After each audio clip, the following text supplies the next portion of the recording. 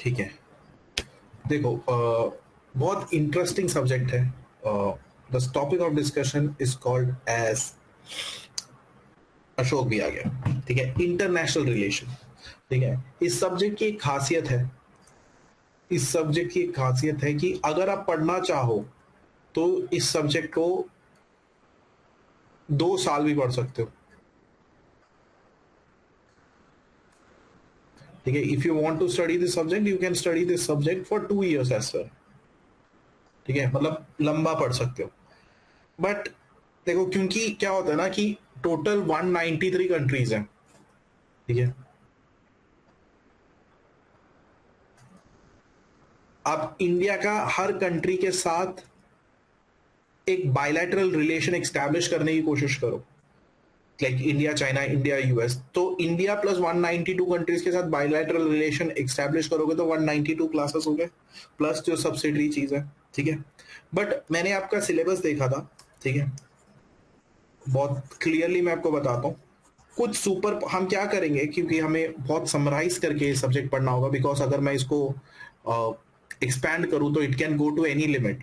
ठीक है, और the subject is topic of my research area as well, so मैं इसको कैसे भी ले जा सकता हूँ। तो मैंने डिसाइड किया हम इंपॉर्टेंट एस्पेक्ट कुछ बायलैटरल रिलेशनशिप डिस्कस करेंगे। ठीक है, कुछ बायलैटरल रिलेशनशिप हम बहुत ही कीनली डिस्कस करेंगे, प्लस कुछ इंपॉर्टेंट एस्पेक्ट, प्लस मैं आपको करंट अफेयर्स के सोर्सेस बताऊंगा, वहां से आप। Am I audible? Am I audible Manita, Ahinsa, Yes, am I sir. Audible? Yes, sir. Ashok को लिख दो कि एम ऑडिबल। यस, ठीक है, थैंक यू। ओके, तो हम कुछ बायलैटरल रिलेशंस डिस्कस करेंगे, like we will discuss certain bilateral relation, plus what we will discuss is certain important aspect, जिससे आपका बहुत अच्छे से ये पेपर निकल जाए, और प्लस आपको इसमें करंट अफेयर्स पढ़ना होगा। ठीक है, अभी जैसे I had a discussion with Manita also. देखो, मैं आपको बहुत सिंपली बताता हूँ, आपने अगर नोटिस किया होगा, अगर आपने नोटिस किया होगा, so we have done world history. ठीक है, we have done world history. Now we are doing IR. अगर आपका जो पॉलिटी एंड कॉन्स्टिट्यूशन वाला सिलेबस अगर आपने कहीं से निकाल के उसको देखा होगा, वो सिलेबस, वो सिलेबस है जो मैंने पॉलिटी आपको प्रीलिम्स में पढ़ाया है, एंटायरली एग्जैक्टली सेम। तो मैं आप लोगों से रिक्वेस्ट करूंगा, मैंने दास सर को ये बोल दिया है कि पॉलिटी का लेक्चर सबके लिए ओपन कर दे। सो जो जो मेंस का कोर्स लेगा उसके लिए वो मैंने ओपन करवा दिया है। प्लस मॉडर्न हिस्ट्री, वो is that Indian history, modern history जो पढ़ा है, तो जिसने ये देख, जैसे अहिंसा को इसमें कोई दिक्कत नहीं आनी चाहिए, ओंगुला को दिक्कत नहीं आनी चाहिए, मनीता ने भी शायद पढ़ा है ये मेरे से, बाकी जो लोग अशोक वगैरह हैं, भाई इसमें ऑलरेडी लेक्चर्स अवेलेबल हैं, उसको एक बार देख लो, उसको एक बार देख लो, फिर मैं एथिक्स करवा दूंगा, तो आपके सारे मेजर सब्जेक्ट जल्दी जल्दी हो जाएंगे। ठीक है, ये अगर एक दिन में आप 2 लेक्चर रख के ये देखोगे, 1 आवर का लेक्चर है, ये 2 लेक्चर रख के देखोगे, 2 आवर 4 घंटे पढ़ोगे, तो 15 दिन 15-20 दिन में आपका ये दोनों सब्जेक्ट भी कवर हो जाएगा। और मैं आपको लिख कर दे सकता हूं कि ये एग्जैक्ट सिलेबस है, एग्जैक्ट, उसमें मेरे को एडिशनल कुछ पढ़ाना ही नहीं है। एक्चुअली आई वाज थिंकिंग कि मैं इसमें कुछ एडिशनल पढ़ाऊं, बट मैंने सिलेबस देखकर देखा, प्रीवियस ईयर क्वेश्चंस देखे, तो एग्जैक्टली सेम सिलेबस है भाई।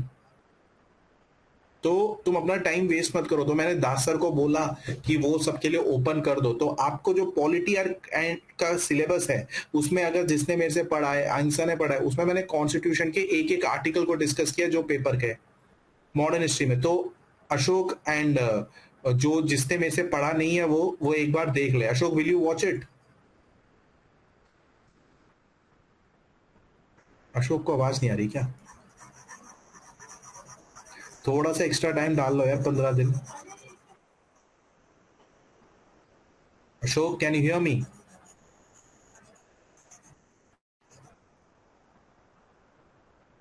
पंचायती राज लेफ्ट ऑन दैट क्लास।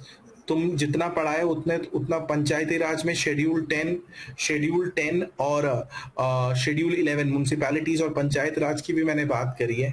ठीक है, Panchayati Raj is exactly the portion of governance, but governance is not the part of your syllabus, I guess.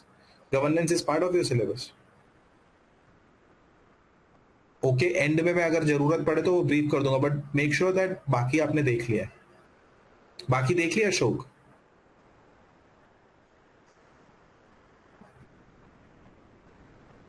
बस इस बार पेपर में पंचायती राज और म्युनिसिपैलिटी से कोई क्वेश्चन आया था प्रीलिम्स में?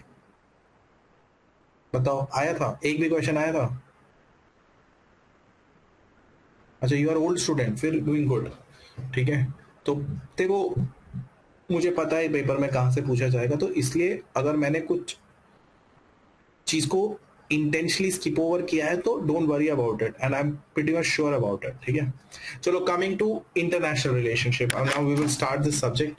देखो भाई, international relationship, when you are doing this subject, what exactly is international relationship? ये पता है आपको क्या होता है? क्या होता है इंटरनेशनल रिलेशनशिप?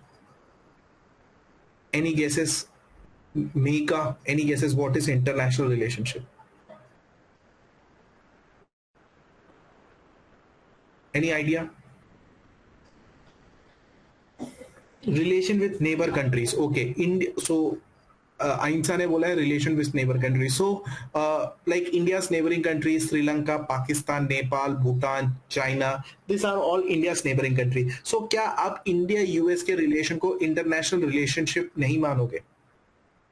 क्या इंडिया यूएस के relation between all the countries, okay, like you can better, like आप लोगों ने आंसर दे दिया, ओंगुला ने अच्छा आंसर दिया, मेका ने अच्छा आंसर दिया, अहिंसा ने भी अपना वर्जन रखा।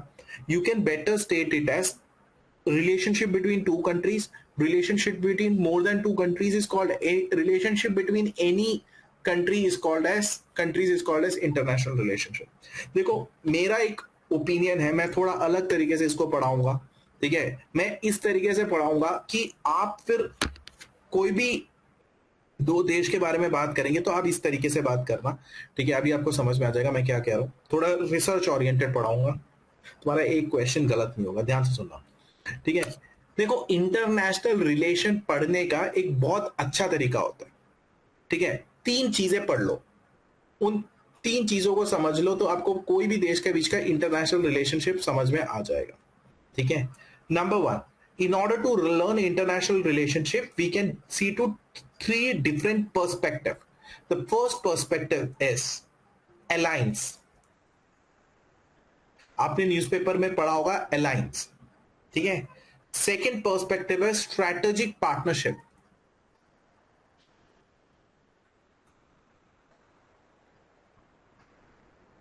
And third is geopolitics. अगर आपको किसी भी देशों के बीच में इंटरनेशनल रिलेशनशिप को पढ़ना है तो आप इन तीन चीजों को मद्देनजर रखो। You bring three perspective, number one is alliance, number two is strategic partnership and number three is geopolitics. आपका कभी वो फिर कंट्री का रिलेशन गलत हो ही नहीं सकता। ठीक है। अब कोई मेरे को बता सकता है कि what do you mean by alliance? जब आप बात करते हो अलायंस, उसका मतलब क्या होता है? क्या होता है अलायंस का मतलब? जब आप अलायंस बात करते हो ना कि दो देशों के बीच का अलायंस है, क्या होता है अलायंस का मतलब? Partnership of kind. ठीक है, ये किसने बोला? मीका ने बोला partnership of kind, partnership kind of. Ormula से MOU, that is memorandum of understanding. अगर बेटा अलायंस एक पार्टनरशिप है, मेमोरेंडम ऑफ अंडरस्टैंडिंग है, फिर स्ट्रेटेजिक पार्टनरशिप क्या है? Alliance is formed of same ideology and principle. Okay fine. अगर अलायंस में दो लोगों का सेम आइडियोलॉजी प्रिंसिपल आपस में मिलता है, फॉर एग्जांपल दो कंट्री है ए और बी, मैं बिल्कुल आपकी बात से अहिंसा सहमत हूं, ए और बी का आइडियोलॉजी और प्रिंसिपल सेम है तो वो अलायंस बना सकते हैं, वो दोस्ती कर सकते हैं। फिर स्ट्रेटेजिक पार्टनरशिप क्या है? Cooperation to work on a common goal, Nayan ने कहा है। So there should be some difference between alliance and strategic partnership ना। अगर आप जो बोल रहे हो, आप कुछ लोग अलायंस को स्ट्रेटेजिक पार्टनरशिप के बारे में मिक्स कर रहे हो, कुछ लोग को स्ट्रेटेजिक पार्टनरशिप को अलायंस में मिक्स कर रहे हो, कुछ तो फंडामेंटल डिफरेंस होगा। कुछ तो फंडामेंटल डिफरेंस होगा भाई। अगर आपने एक जगह बोला अलायंस है, एक जगह बोला स्ट्रेटेजिक पार्टनरशिप है, तो कुछ तो इसके बीच में फर्क होगा। एनीबडी? यस और नो, कुछ तो बोलो। So yes, there should be some difference. ठीक है, तो हम पहले इसी एस्पेक्ट को क्लियर करते हैं कि जब हम न्यूज में अलायंस पढ़ते हैं, हम न्यूज में स्ट्रेटेजिक पार्टनरशिप पढ़ते हैं और हम न्यूज में जियो पॉलिटिक्स पढ़ते हैं, इसका मतलब क्या होता है in terms of international relationship. So we will start with this basics and we will like go in a very in-depth manner in next few days, so you will understand what is this subject called as international relationship. Please write down. In order to learn international relationship, in order to learn international relationship,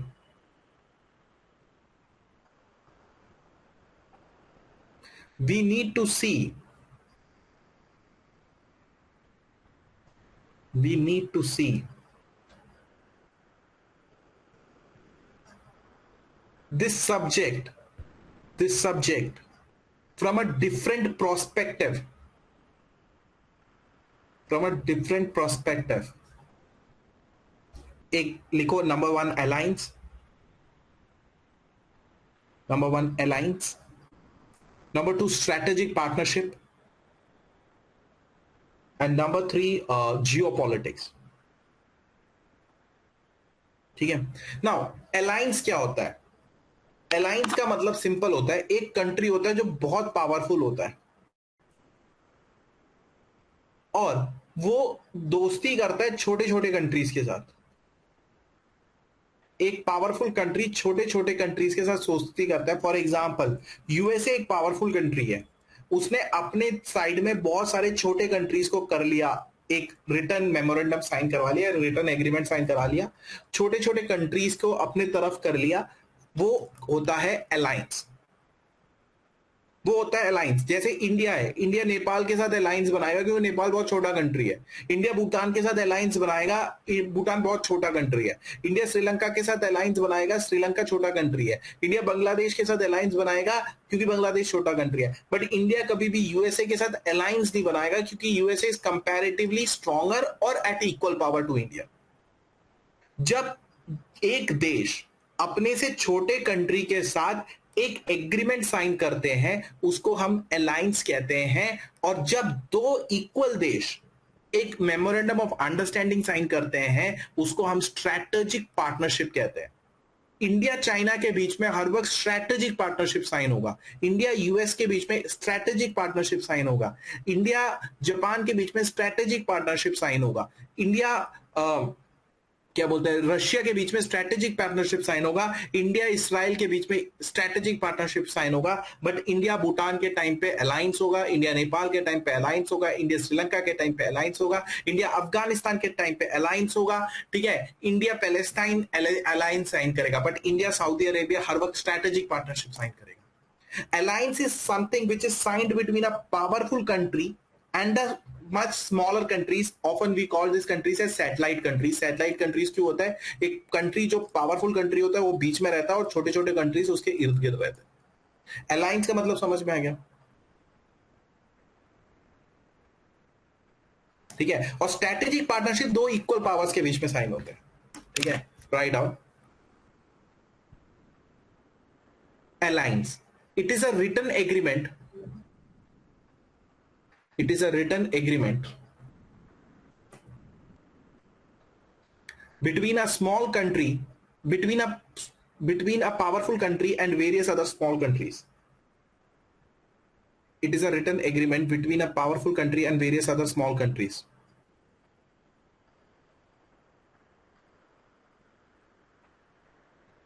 ठीक है. अब ये क्यों होता है? ठीक है, simple मैं आपको बता दूं, बड़ा कंट्री जो होता है, जो बिगर कंट्री होता है, वो छोटे कंट्री को ये प्रॉमिस करता है किसी भी सर्कमस्टांसेस में मैं आपको सिक्योरिटी प्रोवाइड करूंगा. Under any circumstances I will provide you security, but at the same time आप मुझे क्या देंगे? मेरा देश में जो प्रोडक्ट बन रहा है उसको बेचने के लिए मार्केट आप देंगे. मैं आपको, कोई भी फॉरेन थ्रेट हो रहा है मैं आपको बचाऊंगा क्योंकि आप मेरे अलायंस है. बट किसी भी तरीके का मेरा प्रोडक्ट होगा मैं आपके देश में बेचूंगा, उसके लिए आप मुझे जगह देंगे. समझ में आ गया अलायंस क्यों होता है? Write down. In this agreement powerful country promises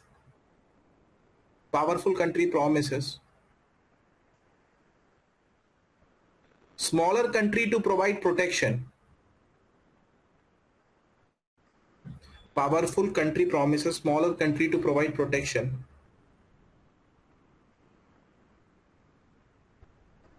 And in return,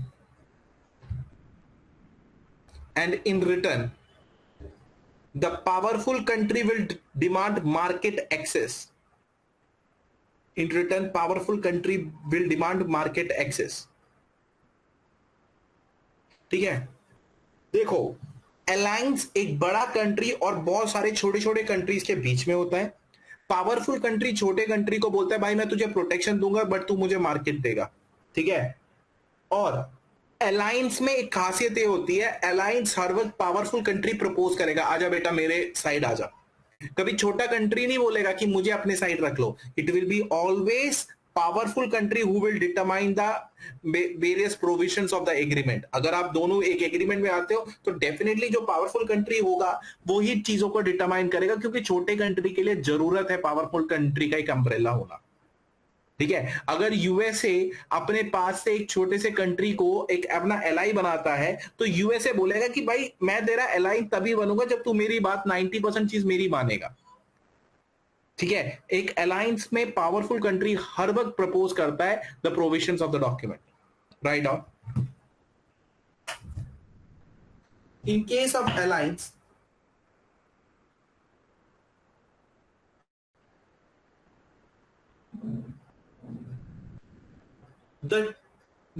in case of alliance, the provisions of the agreement will be highly influenced by the powerful country. ठीक है. अभी तक मैंने चीजें जो बताई है ध्यान से सुनिए आप.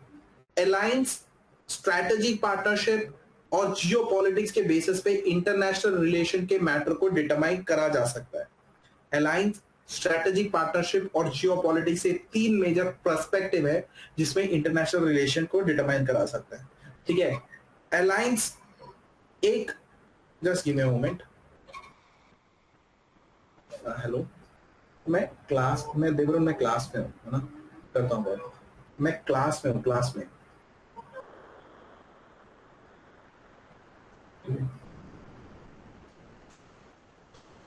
ठीक है. तो अलायंस जो है, अलायंस हर वक्त एक पावरफुल कंट्री और छोटे कंट्री के बीच में होता है. और अलायंस में पावरफुल कंट्री छोटे कंट्री को ये बोलता है तू मुझे मार्केट एक्सेस देगा, मैं तुझे सिक्योरिटी प्रोवाइड करूंगा. जब अलायंस प्रपोज किया जाता है तो पावरफुल कंट्री का ज्यादा चीजें उसमें इन्वॉल्व होता है, प्रोविजंस इन्वॉल्व होते हैं. ठीक है. अलायंस में क्या होता है, किस किस बेसिस पे अलायंस हो सकता है, ये शायद अहिंसा ने या किसी ने पॉइंट कोट करा था, मुझे एग्जैक्टली याद नहीं है. जिसने भी कोट करा था वो बहुत सही कोट करा था. अलायंस क्रिएट होता है कम्युनिटी के बेसिस पे कि किस टाइप के लोग रहते हैं वहां पे दोनों कंट्री में, कल्चर के बेसिस पे और रिलीजन के बेसिस पे. यूएसए और किसी और कंट्री का कल्चर सेम है तो अलायंस बनने के ज्यादा चांसेस है. उधर के लोगों का रहन सहन सेम है तो अलायंस बनने के ज्यादा चांसेस है. रिलीजन सेम है तो अलायंस बनने के ज्यादा चांसेस है. तो अगर आपका कम्युनिटी का पर्सपेक्टिव कॉमन है, आपका कल्चर कॉमन है, आपका रिलीजन कॉमन है, तो एक बड़ा कंट्री छोटे कंट्री को अपने अंडर में ले लेता है. आपने हर वक्त देखा होगा अरब कंट्रीज क्यों एक साथ अलायंस बना लेते हैं, वो इसलिए अलायंस बना लेते हैं क्योंकि उसका कल्चर, रिलीजन, ये सब कॉमन एस्पेक्ट है. ठीक है. Write down. Alliance can be made on basis of community, culture and religion.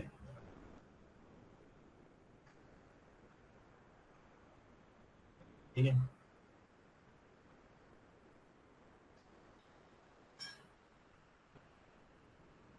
ठीक है. मैं आपको एक एग्जांपल देता हूं. ठीक है. अलायंस का एक बहुत अच्छा एग्जांपल देता हूं, ध्यान से समझना. ठीक है. वर्ल्ड वॉर 1 के टाइम पे यूएसएसआर या रशिया, जो रशिया था वर्ल्ड वॉर वन के टाइम पे, उन्होंने सर्बिया सर्बिया से अलायंस बनाया। क्यों बनाया? रशिया ने सर्बिया से अलायंस बनाया। क्यों वो अलायंस बना पाई? दोनों देश में जो पॉपुलेशन रहता है वो स्लैविक पॉपुलेशन है। अगर आपको याद होगा तो मैंने वर्ल्ड वॉर वन पढ़ाते वक्त ये बताया था, दोनों देश का पॉपुलेशन स्लैविक पॉपुलेशन है। ठीक है, तो इन्होंने अलायंस बना लिया। क्यों? कम्युनिटी कॉमन है। बहुत सारे अरब कंट्रीज अलायंस क्यों बनाते हैं? क्योंकि उनका रिलीजन इस्लाम है। बहुत सारे क्रिश्चियन कंट्रीज क्यों बनाते हैं अलायंस? क्योंकि उनका रिलीजन कॉमन है। तो it can be culture, religion और community which determines, which can be a factor for formation of alliance, right now. During example, during the World War One, Russia and Serbia, during the World War One, Russia and Serbia united because they had a common population called as Slavic population.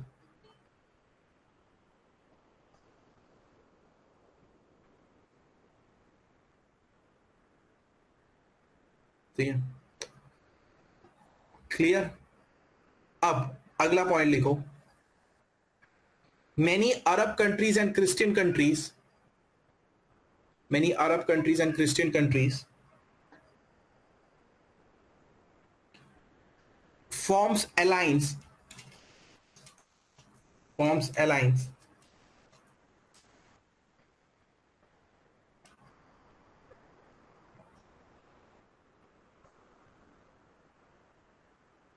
many Arab countries and Christian countries forms alliance on the basis of same religious ideology, on the basis of same religious ideology.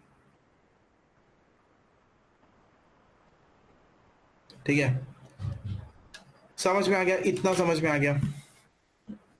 देखो भाई, कहीं समझ में नहीं आ रहा आ गया। मनीता को समझ में आ गया, मीका को समझ में आ गया, ओंग हिंसा, नैन, ठीक है, डन। ठीक है, अशोक को भी आ गया। ठीक है, अब मैं आपको एक और बात बताता हूं। North Atlantic Treaty Organization, NATO, जो हम पूरे वर्ल्ड हिस्ट्री में बार बार हम पढ़ रहे थे, किसका एक अलायंस है? कौन है उसमें एक major word? Which is the major power which heads NATO? USA. USA अपने साथ छोटे छोटे कंट्रीज को रख के एक मिलिट्री ऑर्गेनाइजेशन बनाता है, NATO, that is an alliance. Same way में यूएसएसआर क्या करता है? क्या बनाया यूएसएसआर ने? यूएसएसआर ने क्या बनाया? Warsaw pact. वॉर्सो पैक्ट क्या है? वो एक अलायंस है, क्योंकि यूएसएसआर एक पावरफुल कंट्री है। Getting my point? Write down. NATO, NATO, NATO, NATO, NATO, North Atlantic Treaty Organization, North Atlantic Treaty organisation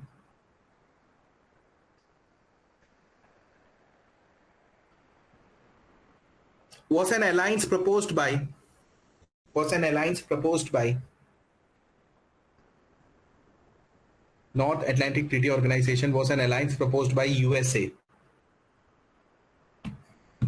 to its Western allies, to its Western allies.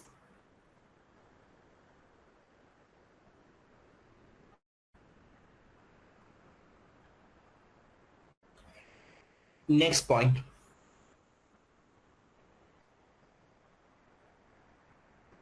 USSR a powerful country.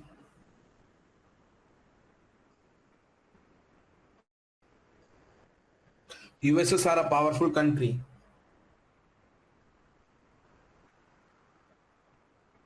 made Warsaw Pact, made Warsaw Pact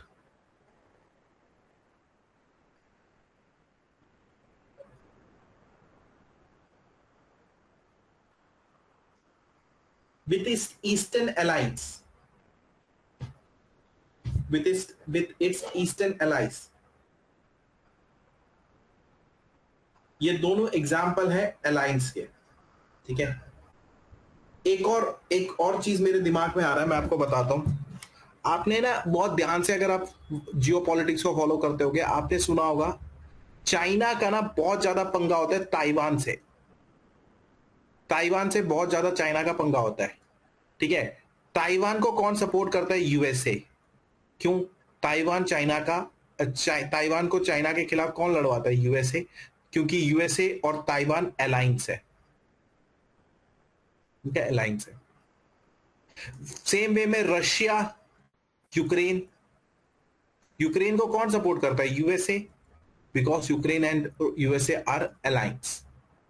सो एक बड़ा country जब छोटे country को किसी और country के खिलाफ या उसको प्रोटेक्शन प्रोवाइड करता है, that is called as alliance, right now.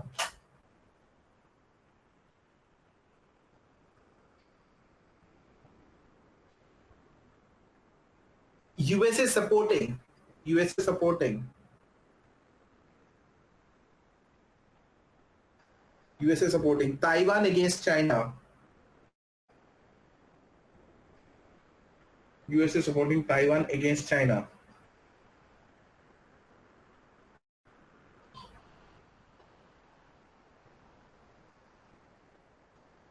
And USA supporting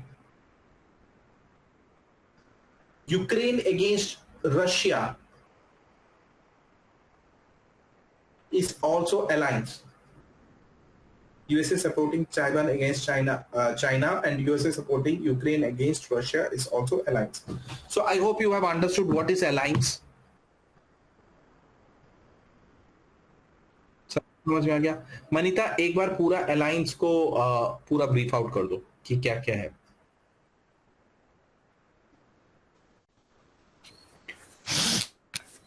या तो स्टार्टिंग से बता दो जो जो मैंने बता दिया। Okay, so in order to learn international relation, we need to see see from a three different perspective. One, alliance. Second is strategic partnership. Third, geopolitics. Now coming to alliance, it's a written agreement between a powerful country and various other country.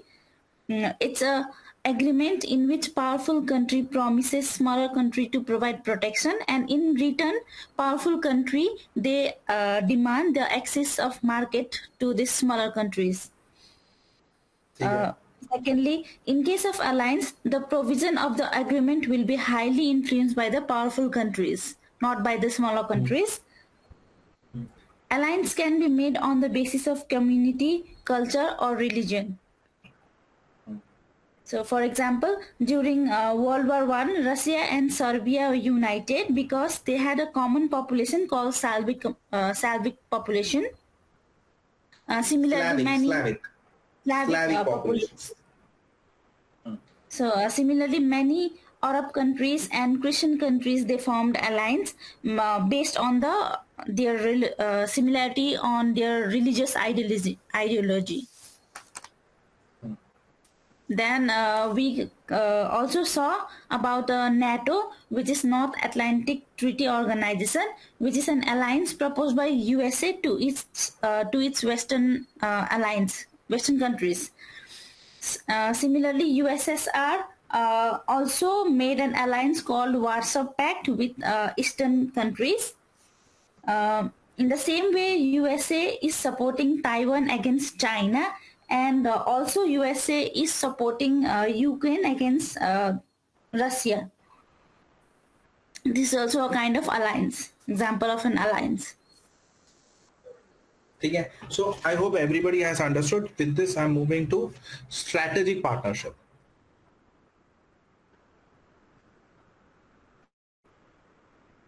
Strategic partnership. Very simple, दो equal powers के बीच में, ठीक है, दो country से जो equal है, तो उसके बीच में एक एग्रीमेंट होता है, उसको कहते हैं स्ट्रैटेजिक पार्टनरशिप। सबसे टॉप में अलायंस माना जाता है, उससे एक स्टेप नीचे स्ट्रैटेजिक पार्टनरशिप माना जाता है। दो इक्वल पावर्स के बीच में जो एग्रीमेंट साइन होता है उसको स्ट्रैटेजिक पार्टनरशिप कहता है, ठीक है। देखो, जब स्ट्रैटेजिक पार्टनरशिप, अगर सोचो कि ए और बी दो कंट्री है, इसके बीच में इक्वल इक्वल कंट्रीज है, स्ट्रैटेजिक पार्टनरशिप साइन हो रहा है, ठीक है, इसके बीच में अगर if strategic partnership is getting signed, so will the security matter be a concern? क्या सिक्योरिटी एक कंसर्न होगा क्या? ए और B are two equal countries, ठीक है, इनके बीच में स्ट्रैटेजिक पार्टनरशिप साइन हो रहा है, तो क्या सिक्योरिटी एक कंसर्न, मैटर ऑफ कंसर्न होगा? नो, क्योंकि दोनों इक्वल है यार, कौन एक दूसरे को बचाएगा, इक्वल है। बट हाँ ठीक है, मिलिट्री सपोर्ट ये सब है, बट सिक्योरिटी के लिए नहीं होगा। अब एक बड़ा कंट्री यूएसए छोटे कंट्री के साथ अगर ये साइन करता है, एक एग्रीमेंट साइन करता है, तो यूएसए बोल सकता है हाँ भाई कोई भी दिक्कत आए तो मैं तुझे बचा लूंगा। बट यूएसए ना बचाता नहीं है, मैं आपको ये भी बता दूं, यूएसए सबसे बड़ा धोखेबाज है। यूक्रेन को इसने रशिया के खिलाफ चाबी दी, बोला मैं बचा दूंगा, जब रशिया ने अटैक करा तो बोला तुम्हारी लड़ाई है, खुद लड़ो, ठीक है। तो सेम वे में यूएसए ने पाकिस्तान को बोला अरे इंडिया कुछ नहीं करेगा, इंडिया कुछ नहीं करेगा। जब इंडिया मारने में आता है, 1965 Kargil war, 1965 war, 1971 war, 1999 war, ठीक है, इतनी लड़ाई में इंडिया ने पाकिस्तान को हराया है, वो भी क्लियर कट हराया है, प्लस ऑपरेशन सिंदूर। जब इतनी लड़ाई में हरा दिया है तो यूएसए कहां गया था? यूएसए तो उसका सपोर्टर है। ऑन पेपर यूएसए सबको बोलता है नहीं नहीं मैं बचा लूंगा, मैं बचा लूंगा। अभी गए तो थे पाकिस्तान के सो कॉल्ड शहबाज शरीफ और उधर के आसिम मुनीर, जो कि उधर के वो है आर्मी चीफ है, गए थे ना। बट यूएसए क्या बचाएगा? अभी इंडिया ने कल फिर धमकी दे दी कि हम ऑपरेशन सिंदूर लॉन्च करेंगे। मैंने आपको परसों ही बोला था कि ऑपरेशन सिंदूर होगा, तो आर्मी चीफ ने कल कल या परसों बोल दिया, ठीक है, ऑपरेशन सिंदूर होगा, 2.0 होगा, ठीक है। तो देखो, बोलने को अलायंस को प्रोटेक्शन देते हैं, बट जरूरी नहीं है कि वो प्रोटेक्शन दिया जाए, ठीक है। Right on strategic partnership,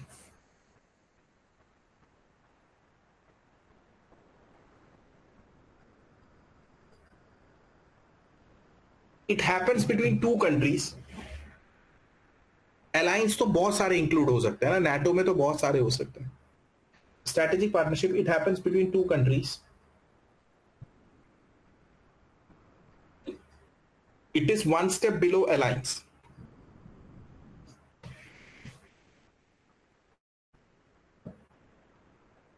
Strategic partnership, it happens between two countries, it is one step below alliance.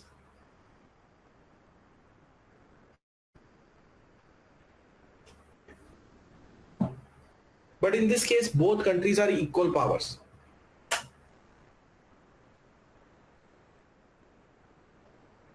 In this case both countries are equal powers, ठीक है। In case of strategic partnership, ठीक है, security एक matter of concern नहीं होता है। Security is not the matter of concern in case of strategic partnership, बिल्कुल नहीं होता है, ठीक है। राइट डाउन,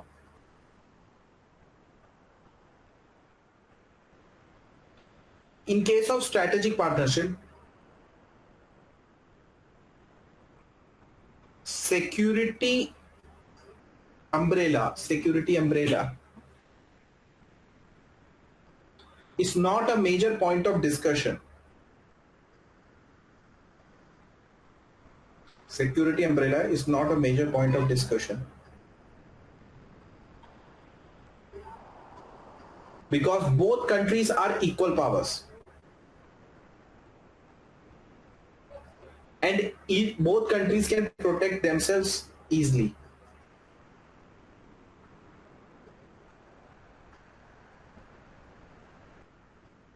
ठीक है, देखो स्ट्रैटेजिक पार्टनरशिप के बीच में दो इक्वल कंट्रीज के बीच में होता है, ठीक है। सिक्योरिटी एक मैटर ऑफ कंसर्न नहीं होता है क्योंकि दोनों कंट्रीज अपने आप को प्रोटेक्ट कर सकती हैं, ठीक है, एक दूसरे को अपने आप को प्रोटेक्ट कर सकते हैं। तो दूसरे से ये तो एक्सपेक्ट नहीं है कि भाई आप क्या बोलते हैं सिक्योरिटी के लिए आप मतलब ये करो, वो मतलब स्ट्रैटेजिक पार्टनरशिप साइन करो, ऐसा बिल्कुल भी एक्सपेक्टेड नहीं है। फिर आप स्ट्रैटेजिक पार्टनरशिप क्यों करते हो? स्ट्रैटेजिक पार्टनरशिप हम इसलिए करते हैं कि अपना डिफेंस सेक्टर को बेहतर बनाने के लिए। फॉर एग्जांपल इंडिया इसराइल के साथ स्ट्रेटेजिक पार्टनरशिप साइन करता है, तो इंडिया इसराइल के साथ स्ट्रेटेजिक पार्टनरशिप इसलिए साइन कर रहा है कि हम अपनी टेक्नोलॉजी इसराइल को दे सके और इसराइल से डिफेंस इक्विपमेंट्स को हम खरीद सके। अगर इंडिया रशिया के साथ स्ट्रेटेजिक पार्टनरशिप क्यों कर रहा है, दैट मीन्स हम रशिया से वेपन्स खरीद सके और सेम टाइम पे हम रशिया से ऑयल खरीद सके और रशिया को भी हमारी चीजों को यूटिलाइज करने के लिए दे। ठीक है, सो डिफेंस के लिए हो सकता है, एजुकेशन के सेक्टर में एजुकेशन को बेहतर बनाने के लिए स्ट्रेटेजिक पार्टनरशिप हो सकता है। ठीक है, इंफ्रास्ट्रक्चर, कल्चरल टाइज, इन सब के लिए स्ट्रेटेजिक पार्टनरशिप हो सकता है। जैसे हम जापान से लोन लेकर हमारे देश में बहुत सारे बिल्डिंग्स बनाते हैं, ब्रिजेस बनाते हैं, क्यों बनाते हैं?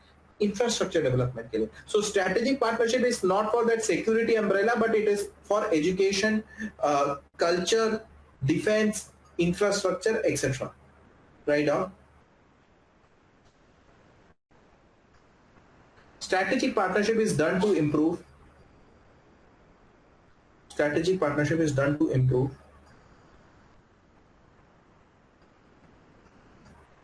defense,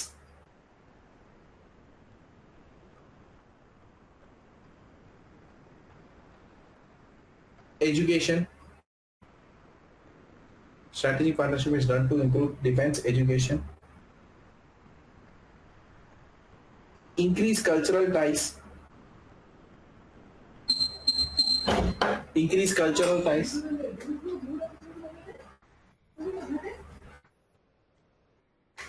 defense, education, increase cultural ties, and develop infrastructure.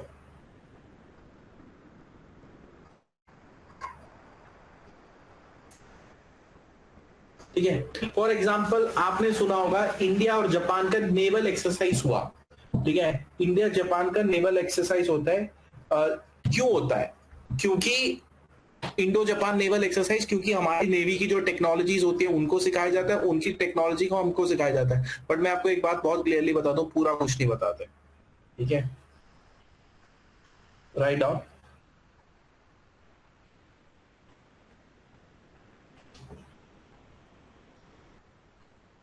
India Japan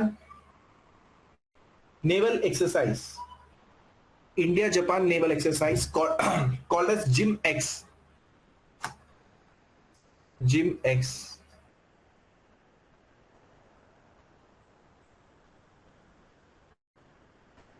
is an example of strategic partnership. फिर एक और होता है धर्मा गार्डियन। अगर आपने सुना होगा, धर्मा गार्डियन भी इंडिया और जापान के बीच में होता है, जहां पर दोनों देश के डिजास्टर रिस्पॉन्स फोर्स, दोनों देश के डिजास्टर रिस्पॉन्स फोर्स आते हैं, एक दूसरे को अपना टेक्निक सिखाते हैं, जिससे कोई डिजास्टर हो तो उसको कैसे रिएक्ट करना है, और ये काउंटर टेररिज्म, कोई टेररिज्म थ्रेट हो तो उसको कैसे कोपिन करना है। तो वो धर्मा गार्डियन में इंडिया और जापान का एक जॉइंट एक्सरसाइज है। ठीक है, राइट ऑन। धर्मा गार्डियन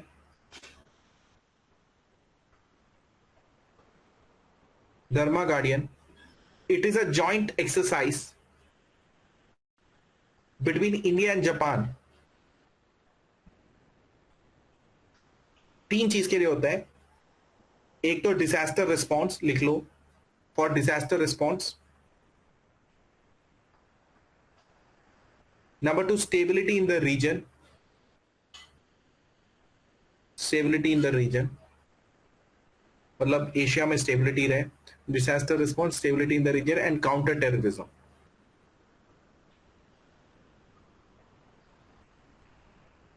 और ये हर वक्त इंडो पैसिफिक ओशन में होता है। ठीक है, it happens in Indo Pacific ocean. ठीक है, अभी तक मैंने जो पढ़ा है मैं एक बार ब्रीफ कर देता हूं। ठीक है, I know I am going at a very brisk pace. ठीक है, इसमें क्योंकि ब्रिस्क पेस में इसलिए जा रहा हूं क्योंकि मुझे आपको कुछ दिन के अंदर बहुत सारा नॉलेज देना है। ठीक है, अगर कहीं भी आपको लगे कि मेरा पेस बहुत ज्यादा है तो आप मुझे बोल सकते हैं, तो मैं फास्ट बॉलर से स्प्रिंट बॉलर बन जाऊंगा।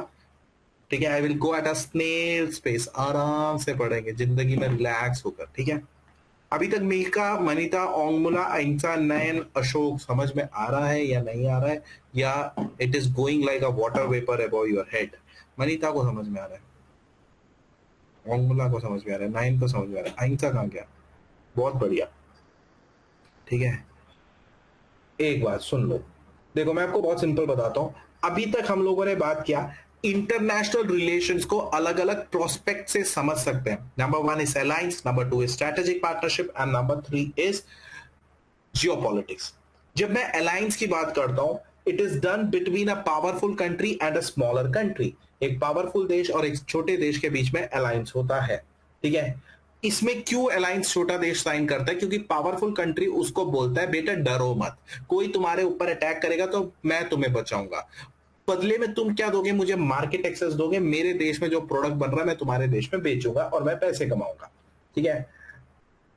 ओके, अलायंस किस किस एक्सपेक्ट के बेसिस पे होता है? अलायंस हो सकता है अगर आपकी कम्युनिटी लेवल पर कॉमनैलिटी हो, रिलीजन कॉमन हो या कल्चर कॉमन हो, ठीक है। कम्युनिटी कॉमन हो, रिलीजन कॉमन हो या कल्चरल कॉमन हो।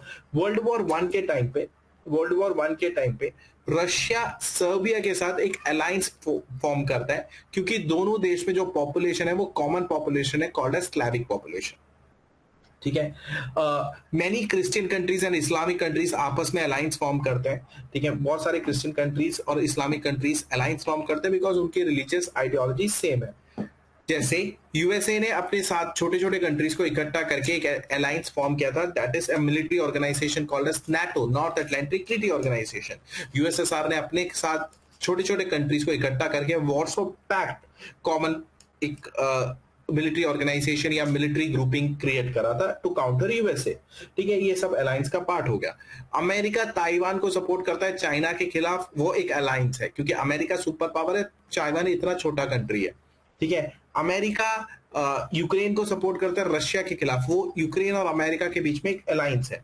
बट जो स्ट्रेटेजिक पार्टनरशिप है दो इक्वल कंट्रीज के बीच में होता है, ये अलायंस से एक स्टेप नीचे होता है, ठीक है। इसमें सिक्योरिटी अम्ब्रेला एक कारण नहीं होता है कि सिक्योरिटी प्रोवाइड करना, वो कारण नहीं होता, बिकॉज बोथ द नेशंस, दो कंट्री जो स्ट्रेटेजिक पार्टनरशिप में इन्वॉल्व होती है वो केपेबल होती है एक दूसरे को प्रोटेक्ट करें। दो इंडिया जापान के बीच में जो नेवल एक्सरसाइज होता है जिमैक्स, जहां पर हम अपनी नेवल टेक्नोलॉजी उनको बताते हैं और उनकी नेवल टेक्नोलॉजी हम सीखते हैं, दैट इज एन अलायंस, ठीक है। धर्मा गार्डियन, इंडिया और जापान के बीच में एक एक्सरसाइज होता है, तीन चीजों को लेकर होता है, काउंटर टेररिज्म, टेररिज्म को काउंटर करने के लिए, रीजनल स्टेबिलिटी एंड एक और चीज होता है that is disaster response, Pacific ocean में होता है। ये एक स्ट्रेटेजिक पार्टनरशिप है।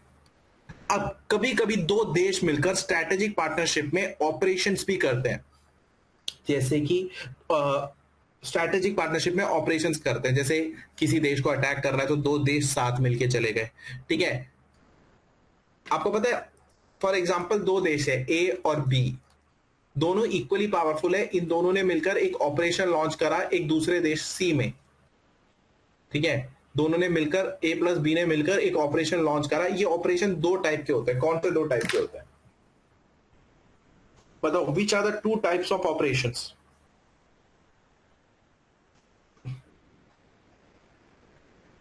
बताओ कौन से दो टाइप के ऑपरेशंस होते हैं बच्चों? Tell me. अब तो ये तो पता होना चाहिए, this is general knowledge. Joint और individual, wrong answers.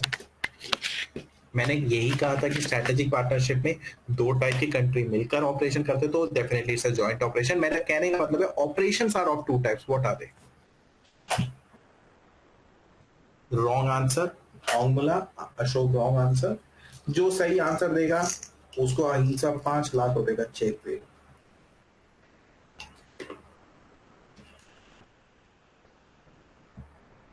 Compacting terrorism and creating peace, wrong answer. Manita, wrong answer. बात बन नहीं गई है।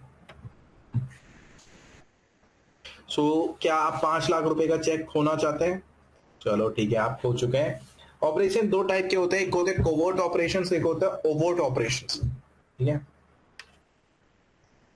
जो ऑपरेशंस होते हैं ये दो टाइप के होते हैं, covert that is under cover, छुप के हम दूसरे का दिल लूटने जाते हैं, और एक होता है ओवर्ट ऑपरेशंस, जैसे कारगिल वॉर, खुल्लम खुल्ला फायरिंग, ठीक है। तो ये भी स्ट्रेटेजिक पार्टनरशिप के साथ हो सकता है। आप कोवर्ट ऑपरेशन भी कर सकते हो और ओवर्ट ऑपरेशन भी कर सकते हो। आपने ऑपरेशन रैप्ट ऑफ गॉड के बारे में सुना है? Operation wrath of God. Oh, this is something किसी ने नहीं सुना, सुनना चाहेंगे? नहीं सर, नहीं सुनना चाहेंगे, चलो आगे चलते हैं। अब उसने मना कर दिया, नहीं सुनना चाहेगा। भाई तू एक जगह टिक जा, हाँ या नहीं। सब सुनना चाहेंगे, ठीक है।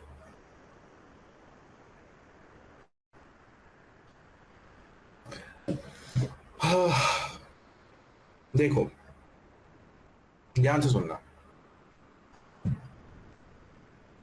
हम्म,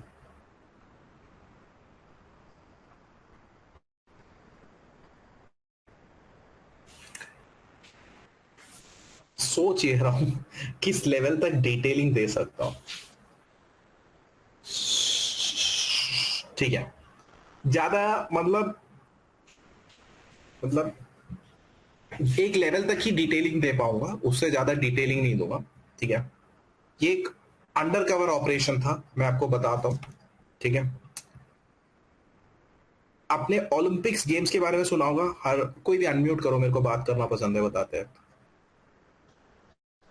जल्दी करो, कोई भी कर लो।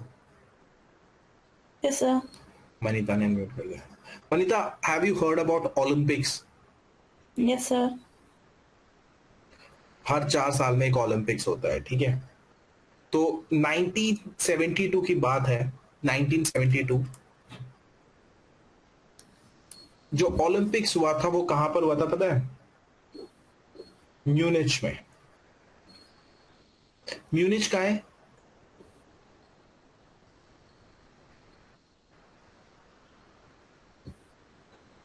Germany. यस, म्यूनिच जर्मनी में, ठीक है। म्यूनिच जर्मनी में। अब हुआ क्या म्यूनिच जर्मनी में? अब जब भी कोई देश में ओलंपिक्स होता है, जब भी कोई देश में ओलंपिक्स होता है तो एक गेम्स विलेज तैयार किया जाता है, गेम्स विलेज तैयार किया जाता है जहां एथलीट्स रहते हैं। अगर इंडिया ओलंपिक्स, अभी इंडिया भी ओलंपिक्स के लिए अप्लाई करने वाला है, हमारा और देश का ओलंपिक्स अहमदाबाद में होगा, अगर हमारे देश में होता है। हमने अहमदाबाद को एज अ सिटी प्रमोट किया ओलंपिक्स के लिए, ठीक है। ठीक है, और जब भी तो वहां पे आपको गेम्स विलेज तैयार करना पड़ेगा। तो जब म्यूनिच में ओलंपिक्स हुआ था तो उधर गेम्स विलेज तैयार हुआ था एथलीट्स के स्टे के लिए। अब वहां पर यार लाखों के मात्रा में एथलीट्स रहते हैं, क्योंकि इतने सारे इवेंट्स होते हैं, जैवलिन, बॉक्सिंग, जो भी है, इतने सारे इवेंट होते हैं, ठीक है। तो यहां पर क्या हुआ, कुछ टेररिस्ट घुसाए इस गेम्स विलेज में, and the terrorist were of PLO, Palestine Liberation Organization, ठीक है। पैलेस्तीन के, पैलेस्तीन लिबरेशन ऑर्गेनाइजेशन के टेररिस्ट थे, तो वो यहां पर घुसाते हैं। अब ऑब्वियसली वो पैलेस्टीन के टेररिस्ट हैं, तो उसका टारगेट क्या होगा? कौन होगा टारगेट पे? इसराइल के एथलीट्स, ठीक है। इसराइल टारगेट पे होगा, स्पेशली इसराइल के एथलीट्स टारगेट पे थे। अब क्या होता है कि इसने 11 एथलीट्स को वो कर लेते हैं, बंदी बना लेते हैं ये लोग, ठीक है। तो इसराइल बोलता है कि एक काम करो, कोई दिक्कत नहीं है, आपने बंदी बना लिया, कोई दिक्कत नहीं है। और उसके रिस्पॉन्स में वो डिमांड क्या करते हैं कि इसराइली जेल में कुछ पीएलओ के कुछ लोग कैप्चर्ड थे, उनको लिबरेट करो। पीएलओ के कुछ टेररिस्ट कैप्चर्ड थे, उसको लिबरेट करो। तो इसराइल बोलता है जर्मनी से, ऑब्वियसली म्यूनिच जर्मनी में है, जर्मनी से बोलता है कि हमें ना एक ऑपरेशन लॉन्च करने दो, हमें आपके देश में एक ऑपरेशन लॉन्च करने दो, हम अपने सारे एथलीट्स को, हमारा मोसाद आएगा और सबको छुड़ा जाएगा। Mossad is one of the finest intelligence agency, one of the finest intelligence agency of the world. Mossad आएगा और सबको छुड़वा देगा, आपको कोई दिक्कत लेने की जरूरत नहीं है। बट जर्मनी क्या करता है, जर्मनी इसराइल को परमिशन डिनाई कर देता है। Obviously Mossad, if Mossad has to come in, they have to land somewhere in Germany. तो जर्मनी बोलता है नहीं, हम ऑपरेशन करेंगे। जर्मनी क्या करता है, ये जो गेम्स विलेज है उसकी छत पे अपना मिलिट्री को मतलब ड्रॉप आउट करता है, ड्रॉप इन करता है। इसी बीच में जो पैलेस्टीन लिबरेशन ऑर्गेनाइजेशन के जो टेररिस्ट हैं वो बोलते हैं कि हमें एक हेलीकॉप्टर चाहिए बचने के लिए, तभी हम इधर के टेररिस्ट को छोड़ेंगे। ठीक है, बचने के चक्कर में वो हेलीकॉप्टर में तो बाई रोप चढ़ जाते हैं, बट वो क्या करते हैं, ये 11 इजरायली एथलीट्स को जाते जाते मार देते हैं। 11 athletes were killed. It is considered as the failure of Germany, because अगर जर्मनी इसराइल के मोसाद को वहां पर वो काउंटर टेररिज्म ऑपरेशन लॉन्च करने देता तो ये 11 एथलीट्स बच जाते।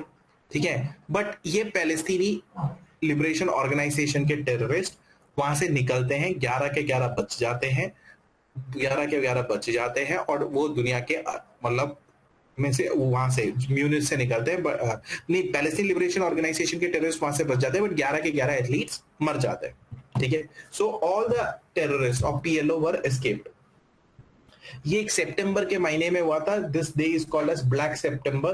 ब्लैक सितंबर इस मंथ को माना जाता है ब्लैक सितंबर। Now these athletes have been killed and the terrorists have escaped.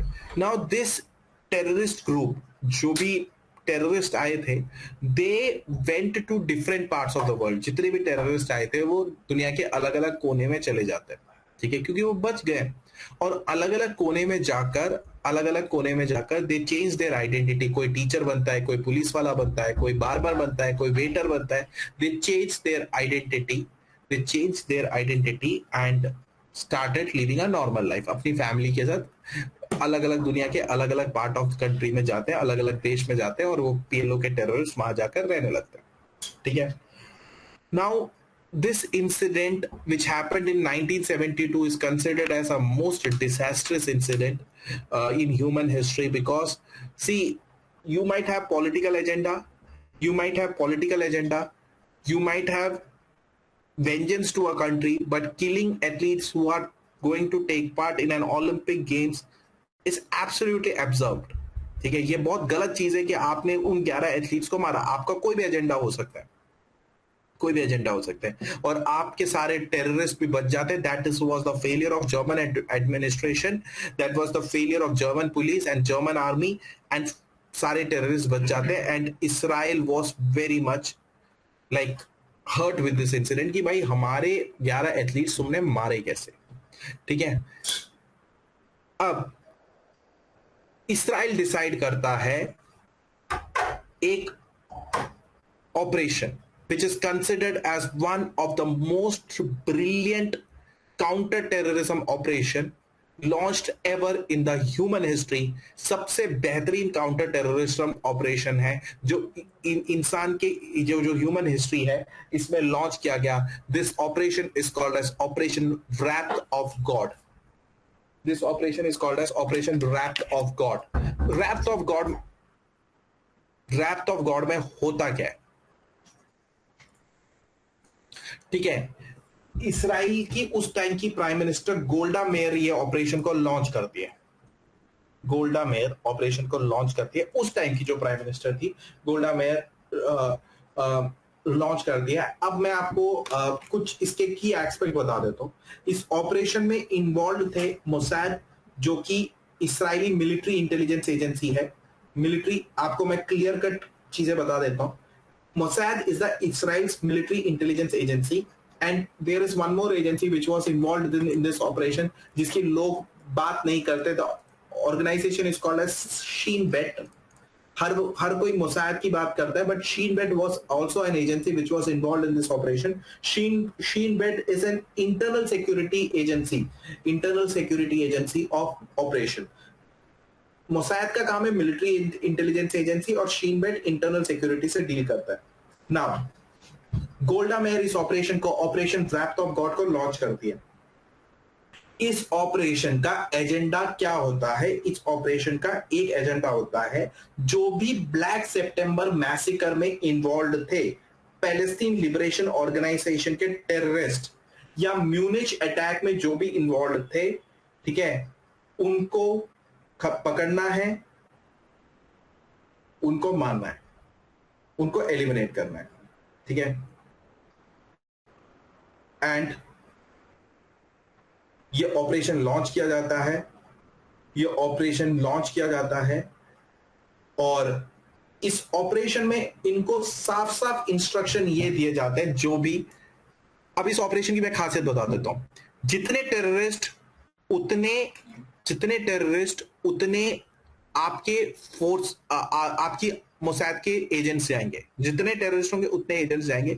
For example एक टेररिस्ट है, वो किसी अफ्रीकन कंट्री में टीचर का काम कर रहा है, जो मोसाद का बंदा होगा, मोसाद का बंदा होगा, वो उसके साथ जाएगा, फ्रेंड बनेगा। हो सकता है उसको बियर बार में मिले, हो सकता है उसको क्लब में मिले, या हो सकता है उसको गोल्फ खेलते वक्त मिले, हो सकता है उसके स्कूल में काउंट एक और टीचर बन के काम करेगा, वहां जाएगा, उसके साथ काम करेगा, उसको एलिमिनेट करेगा और वहां से निकलेगा विदाउट उस कंट्री के पता करे बिना। मतलब अगर वो अफ्रीका में जाता है तो अफ्रीका को पता नहीं चलेगा कि ये कौन है, एक फॉल्स आइडेंटिटी में जाएगा, उसके साथ रहेगा, पहले जानने की कोशिश करेगा। बिकॉज उस टाइम के पिक्चर्स और इनके बीच में बहुत चेंजेस आ गए थे, ठीक है।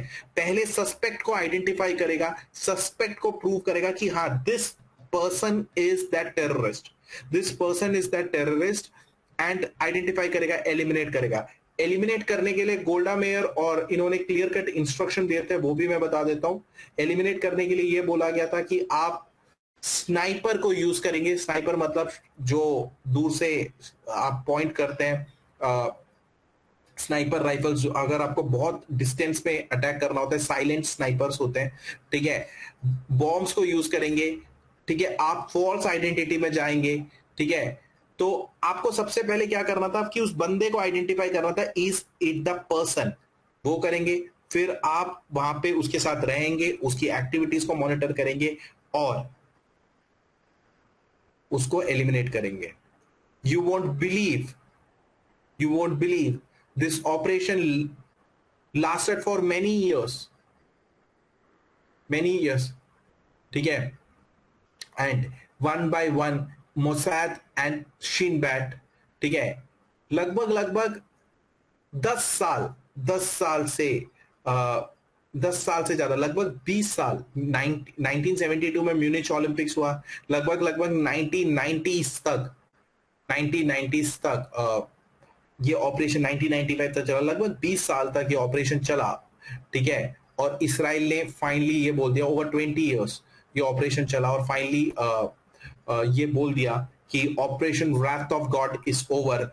मतलब सोचो, इस 20 साल में इसराइल में काफी टाइम सरकार बदली, but no prime minister called off this undercover operation जो मोसाद और शीन बैट, जो इनकी इंटरनल सिक्योरिटी एजेंसी ने लॉन्च किया था, ठीक है। दिस इसके पीछे बहुत बहुत एक बहुत बड़ा कंट्रोवर्सी ये बोला जाता है कि ये एक्स्ट्रा जुडिशियल किलिंग्स है। एक्स्ट्रा जुडिशियल किलिंग्स का मतलब क्या है कि आप इनको पकड़ के जुडिशरी के सामने लेकर आ सकते थे, यूएन के सामने ले सकते थे, but Israel said no, we will eliminate our target. So this is considered as an extra judicial killing. It is considered as a state sponsored like assassination, जहां पर सरकार आपको पैसे दे रही है, जाओ मेरे खिलाफ जो खड़ा है उसको असैसिनेट करके आओ। तो ये सब इसमें, इसको extra judicial killing, state sponsored assassination कहा जाता है। और बट इसमें ना मैं आपको बताना चाहूंगा, कुछ चीज गड़बड़ भी हुए है जो कि लोग पॉइंट आउट नहीं करते हैं। जैसे मैं आपको एक इंसिडेंट बताना चाहूंगा। इस ऑपरेशन रैथ ऑफ गॉड, इस अंडरकवर ऑपरेशन को मैंने बहुत क्लोजली स्टडी किया है और कुछ गलत इंसिडेंट्स भी हुए हैं। जैसे इसराइल ने मोसाद को भेजा, मोसाद अलग अलग कंट्रीज में जाकर लोगों को मार के वहां से निकल रहा था। तो एक बार नॉर्वे की बात है, नॉर्वे एक कंट्री है, ठीक है। वहां पर इनको एक वेटर मिला, एक बंदा मिला, एक वेटर था, वो मोरक्को कंट्री से था। उसका नाम था अहमद बुकुचिकी। अहमद बुकुचिकी एक मोरक्कन वेटर था जो नॉर्वे में काम करता था, ठीक है। तो अहमद बुकुचिकी के साथ इसराइल के मोसाद के टीम मतलब वो करती है, क्या बोलते हैं, दोस्ती बटाती है, सब कुछ करती है। और फाइनली उनको लगता है ये एक टेररिस्ट है जिसका नाम है अल हसन सलेमा। अल हसन सलेमा करके एक टेररिस्ट है, ठीक है। बट क्या हुआ, ये एक मिस इंटरप्रिटेशन था। अहमद बुकुचिकी क्या थे? टेररिस्ट नहीं थे, वो एक्चुअली में मोरक्कन वेटर था। फॉल्स आइडेंटिटी पे नहीं जी रहा था, वो सही आइडेंटिटी पे जी रहा था। बट इनका जो मोसाद का जो एक ग्रुप जाता है उसके साथ दोस्ती करता है to find out whether he is the target, उनको एक गलत इंटरप्रिटेशन हो गया और बुकुचिकी को मार दिया। और नॉर्वे में काफी सारे इसराइल के फोर्सेस मोसाद के जो बंदे गए थे उसको पकड़ा भी गया था वहां पे और उनको कॉन्विक्ट किया गया था। बट इसराइल ने ये बोल दिया कि भाई हमारा बंदा है ही नहीं। When you go for an under cover operation, अगर आप पकड़े जाओ तो आप साफ साफ आपका नेटिव कंट्री इग्नोर कर देता है कि हमारा बंदा नहीं है। ठीक है। तो ये was operation wrapped of God, one of the finest operation. Israel took revenge of what happened to their athletes in Munich 1972. Their Mossad, their Shin Bet launched a operation in which each terrorist involved in Munich attack of 1972 was eliminated by Mossad. ठीक है, eliminate ही करते हैं और वहां से वो लोग बच के निकलते हैं। इसराइल में सरकारें बदलती हैं, लोग बदलते हैं, but operation draft of God कोई कॉल ऑफ नहीं करता। 20 साल के बाद जब फाइनली फाइनली ऑपरेशन खत्म होता है, उस टाइम की इसराइल के प्राइम मिनिस्टर आके डिक्लेयर कर देते हैं कि द ऑपरेशन रात of God is successfully over. All the people, PLOs, Palestine Liberation Organizations terrorists who was involved in this massacre has been executed. This is Operation Wrath of God and one of the best undercover operation ever launched in human history. ठीक है, समझ में आ गया?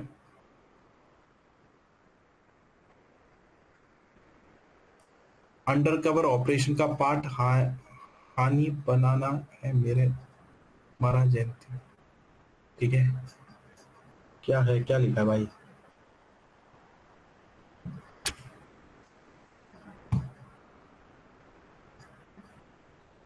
Clear?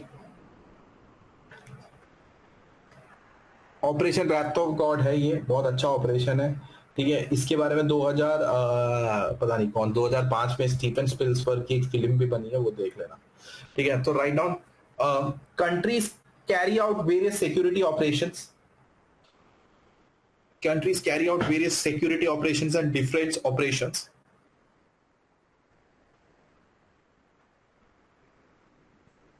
under strategic partnership.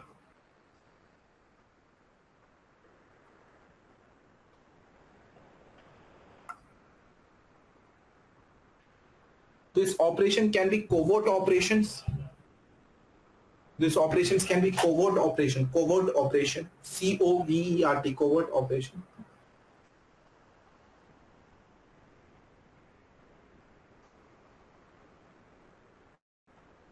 That is undercover operation. That is undercover operation. जैसे like हमने पाकिस्तान को air strike कर दिया, सर्जिकल स्ट्राइक, उसको पता ही नहीं चला कि कैसे हो गया। ठीक है, for example surgical strike in Pakistan,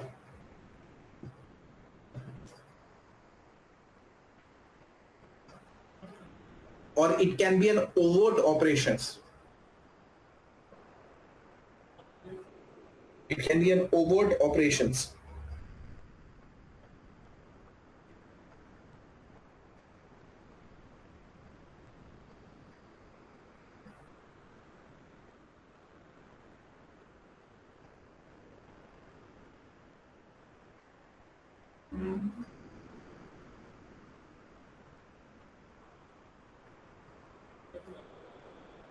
Example, Kargil war.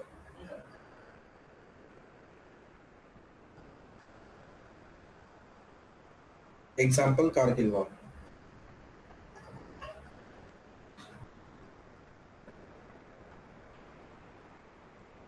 ठीक है, ऑपरेशन दो टाइप के हो सकते हैं, कोवर्ट एंड ओवर्ट। ठीक है, I hope you have understood.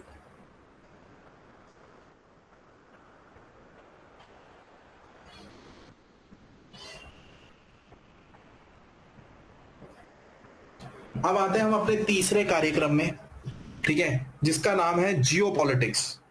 ठीक है, देखो जियो पॉलिटिक्स का मतलब क्या होता है ये तो बता दो भाई, वरना मैं सब कुछ मैं बताऊंगा ना, मैं अपने आप से बोर होने लगता हूं। बताओ।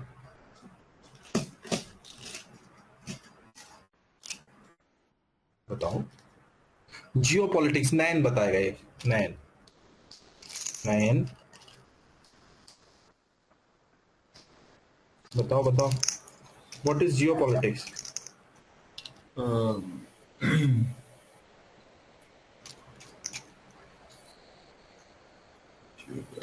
बोलो, अरे जो मन में आए बोलो। the happenings between various countries. No, नहीं, कोई बात नहीं। Ongmula, what is geopolitics?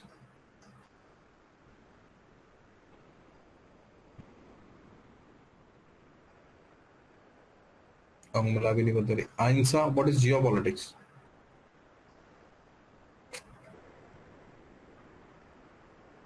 Regional geographical political scenario. जरूरी नहीं है, जरूरी नहीं है, कह सकते हैं बट जरूरी नहीं है, हर वक्त जरूरी नहीं होता। देखो, जियो पॉलिटिक्स का मतलब क्या होता है? जब ज्योग्राफी, किसी भी तरीके का ज्योग्राफी का लिंक होता है पॉलिटिकल सिनेरियो से। यस, मीका का थोड़ा एक्यूरेट आंसर है, how a countries geography affects it's political scenarios. ठीक है, किसी भी देश का ज्योग्राफी कैसे उधर के पॉलिटिकल सिनेरियो से इफेक्ट करेगा। अहिंसा सोच रहा होगा यार मैंने तो यही बोला था बट मुझे मना कर दिया, मिहिका को हाँ कर दिया। नहीं, दोनों के आंसर में फर्क है। अहिंसा ने बोला रीजनल ज्योग्राफिकल पॉलिटिकल सिनेरियो। देखो, जरूरी नहीं है। फॉर एग्जाम्पल, अमेरिका गया, कहां गया अमेरिका? अमेरिका गया इराक में। इराक में गया, क्यों गया? उसको वहां से तेल निकालना था। अब इराक अमेरिका के रीजनल पॉलिटिक्स में नहीं आता है, बट वहां गया क्यों? वहां से तेल निकाला था, तेल वहां पे अवेलेबल है, that is matter of geography and it is somewhere related to politics, but it's not always necessary it is related to मतलब what you call as geography and political scenario, regional political scenario. मतलब जियो politics is something, जरूरी नहीं है regional हो, but आपका किसी भी तरीके का ज्योग्राफी पॉलिटिक्स से इन्वॉल्व होगा तो उसको जियो पॉलिटिक्स कहते हैं। समझ में आ गया? जरूरी नहीं है, रीजनल वर्ड आपने गलत यूज कर दिया। If geography is somewhat related to, या आपकी ज्योग्राफी किसी तरीके से पॉलिटिकल सिनेरियो का इफेक्ट कर रही है तो उसको आप जियो पॉलिटिक्स कह सकते हैं। क्लियर? मुझे समझ में आ रहा है कि मैंने क्यों गलत बोला? ठीक है, write down.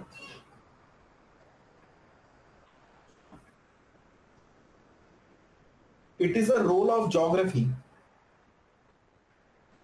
It is the role of geography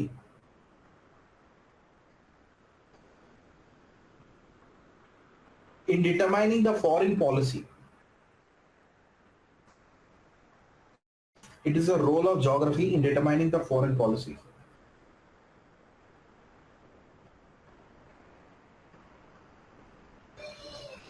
ठीक है, कोई भी देश का ज्योग्राफी का क्या योगदान है उस देश की फॉरेन पॉलिसी को डिटरमाइन करने के लिए, उसको जियो पॉलिटिक्स कहते हैं। जैसे आपको मैं एक एग्जांपल देता हूं, दुनिया में आप कुछ देश देख लो, ठीक है, मैं कुछ देश के नाम गिनाता हूं, Venezuela, Saudi Arabia, Iran, Canada, Iraq, UAE, Kuwait, Russia. इस सब देश में ऑयल रिसोर्सेज बहुत ज्यादा है। Venezuela, Saudi Arabia, Iran, Canada, Iraq, UAE, Kuwait, Russia, इन सारे देश में ऑयल रिसोर्सेज बहुत ज्यादा है। सो उनका जो फॉरेन पॉलिसी है, ठीक है, उनका जो फॉरेन पॉलिसी है वो रिवॉल्व करेगा किसके अंडर? ज्योग्राफी के अंडर रिवॉल्व करेगा। ज्योग्राफिकल, क्योंकि तेल है तो वो बार्गेन कर सकता है कि भाई मैं तुम्हें तेल देना बंद कर दूंगा अगर तुम मुझसे लड़ाई करोगे। सो मतलब अगर मतलब हमारे पास कोई रिसोर्स है, ज्योग्राफिकल रिसोर्स है, तो हम उसको रख के बार्गेन कर सकते हैं। तो हमारा जो फॉरेन पॉलिसी होगा वो हम उस कंट्रीज के, फॉर एग्जांपल आज आप वेनेजुएला को ले लो। वेनेजुएला अगर आप देखोगे तो उस कंट्री के साथ ज्यादा दोस्ती करना पसंद करेगा जिसके पास तेल नहीं है। क्यों? उसको अपना तेल बेचेगा और पैसे कमाएगा। उसके साथ उसका फायदा ही नहीं है जिसके पास तेल है, उसके साथ दोस्ती करके उसको कुछ नहीं मिल रहा, वो तेल खरीदेगा ही नहीं। तो आज इंडिया रशिया से अपना अच्छा क्यों बना के रखता है? देखो, रशिया हमें तेल देता है, नेचुरल गैस देता है। अभी एस जयशंकर को, मतलब एस जयशंकर ने एक बहुत अच्छा स्टेटमेंट बोला था मैं आपको ये बताता हूं, आपको अभी क्लियर हो जाएगा क्योंकि आप वर्ल्ड हिस्ट्री भी पढ़ चुके हो। ठीक है, एक तरफ रशिया था, एक तरफ यूक्रेन था। ठीक है, यूएसए किसको सपोर्ट कर रहा है? यूक्रेन को। नेटो, ये यूरोप किसको सपोर्ट कर रहा है? यूक्रेन को। यूएसए मतलब नेटो भी कर रहा है। ठीक है, अब इंडिया ऑयल किससे खरीदता है? इंडिया ऑयल खरीदता है रशिया से। इंडिया ऑयल खरीदता है रशिया से, इन रिटर्न रशिया को देता है पैसा, मनी। ठीक है, अब यूएसए और यूरोप ने हमारे ऊपर एक, इंडिया के ऊपर एक एलिगेशन लगाया था कि भाई हम रशिया से ऑयल खरीदते हैं, हम रशिया से ऑयल खरीदते हैं, वो पैसा जो रशिया को मिलता है वो यूक्रेन के खिलाफ वो वॉर में यूज करता है। ठीक है, तो ये किसका एलिगेशन था? यूएसए और यूरोप का एलिगेशन था that we purchase oil, India as a country purchase oil from Russia and Russia using that money to fight a war against Ukraine. European Union ने भी एलिगेशन करा, यूएसए ने भी एक एलिगेशन करा। तो इंडिया के एस जयशंकर ने एक बहुत अच्छा स्टेटमेंट बोला। उन्होंने 3-4 स्टेटमेंट दिए थे, मैं 3-4 स्टेटमेंट कोट कर देता हूं। पहला स्टेटमेंट ये था, उन्होंने अपने आप को डिफेंड करने के लिए बोला कि जितना इंडिया रशिया से ऑयल खरीदता है उससे काफी ज्यादा मात्रा में ऑयल यूरोप और अमेरिका रशिया से खरीदता है, स्पेशली यूरोप खरीदता है। काफी ज्यादा मात्रा में ऑयल और नेचुरल गैस खरीदते हैं रशिया से। ठीक है, जितना इंडिया खरीदता है। तो तुम खरीदो तो कोई प्रॉब्लम नहीं, हम खरीदो तो तुम्हें दिक्कत है। पहला पॉइंट जयशंकर का ये था, इनडायरेक्टली मैंने आपको बता दिया। दूसरा पॉइंट इंडिया ने ये बोला कि देखो यूरोप की प्रॉब्लम जो है, यूरोप की प्रॉब्लम है, दुनिया की प्रॉब्लम है। यूरोप को अगर किसी कंट्री से दिक्कत है तो दुनिया को भी उस कंट्री से दिक्कत होनी चाहिए। उन्होंने कहा था Europe's problem is the world's problem but the world's problem is not Europe's problem. बहुत अच्छा स्टेटमेंट है। अगर यूरोप को रशिया से दिक्कत है तो हम भी उस दिक्कत में शामिल हो, बट हमारे देश में जो भी दिक्कत है तुम उसमें अलग बैठो। इंडिया पाकिस्तान से लड़ रहा है, तुम्हें कोई मतलब नहीं है। मतलब तुम्हारे को रशिया परेशान कर रहा है तो हम भी रशिया से लड़े। बहुत अच्छा स्टेटमेंट है और एक बहुत बोल्ड स्टेटमेंट है। Europe problem is the world's problem. Europe की दिक्कत दुनिया की दिक्कत है, बट दुनिया की दिक्कत कभी यूरोप की दिक्कत नहीं है। बहुत पावरफुल स्टेटमेंट है। ठीक है, तो पहला स्टेटमेंट ये कहा कि जितना हम खरीदते हैं उससे ज्यादा तुम खरीदते हो। फिर ये बोला तुम्हारी प्रॉब्लम हमारी प्रॉब्लम है बट हमारी प्रॉब्लम तुम्हारी प्रॉब्लम नहीं है। ठीक है, फिर एस जयशंकर ने जो थर्ड स्टेटमेंट दिया था वो बहुत अच्छा था। देखो, मैं मार्केट जाता हूं एक पैकेट लेकर, एक झोला लेकर, एक बैग लेकर मैं मार्केट जाता हूं, जो जहां से मुझे बेस्ट क्वालिटी चीफ मटेरियल मिले, बेस्ट क्वालिटी में सस्ते दाम पे मटेरियल मिले, मैं खरीद लेता हूं। मैं मार्केट लेने जाता हूं तो मुझे अगर रशिया ऑयल कम दाम पे अच्छा क्वालिटी प्रोवाइड कर रहा है तो मैं क्यों ना खरीदूं उसको। ठीक है, और उनका फोर्थ स्टेटमेंट ये था कि यूरोप जो ऑयल खरीद रहा है, जो रशिया को पैसे दे रहा है, क्या वो पैसा वॉर में फंड नहीं हो रहा है? हो रहा है, बिल्कुल हो रहा है। ठीक है, तो देखो ये क्यों है, ये क्यों मैटर उठा? रशिया में ऑयल है और ये पता चलता है कि ज्योग्राफी कैसे पॉलिटिक्स से लिंक्ड है। Getting my point what I am saying?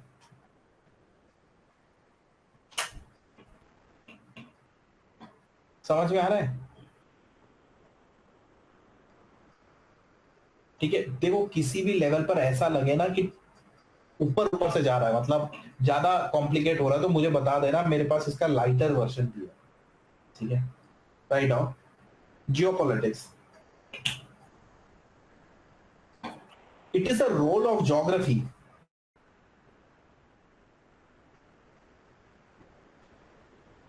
it is a role of geography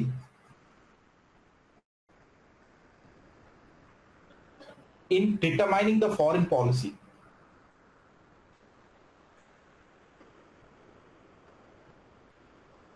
It is a role of geography in determining the foreign policy.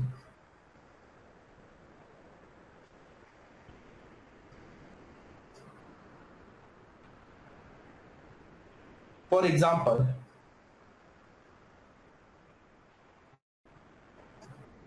countries like Venezuela,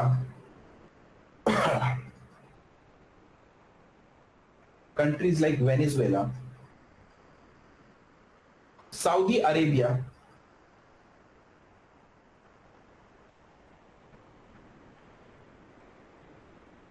countries like Venezuela, Saudi Arabia,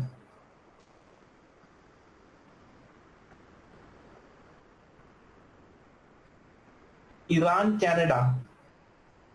Countries like Venezuela, Saudi Arabia, Iran, Canada, Iraq, Venezuela, Saudi Arabia, Iran, Canada, Iraq, Venezuela, Saudi Arabia, Iran, Canada, Iraq, UAE, Kuwait, UAE, Kuwait,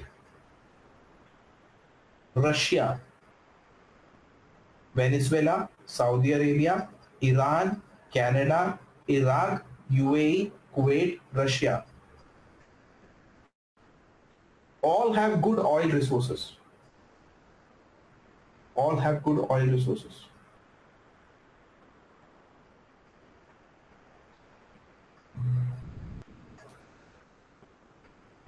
So their foreign policy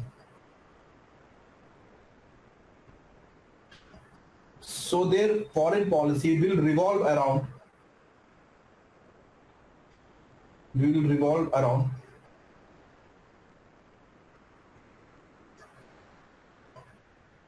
geographical aspect of having good resources.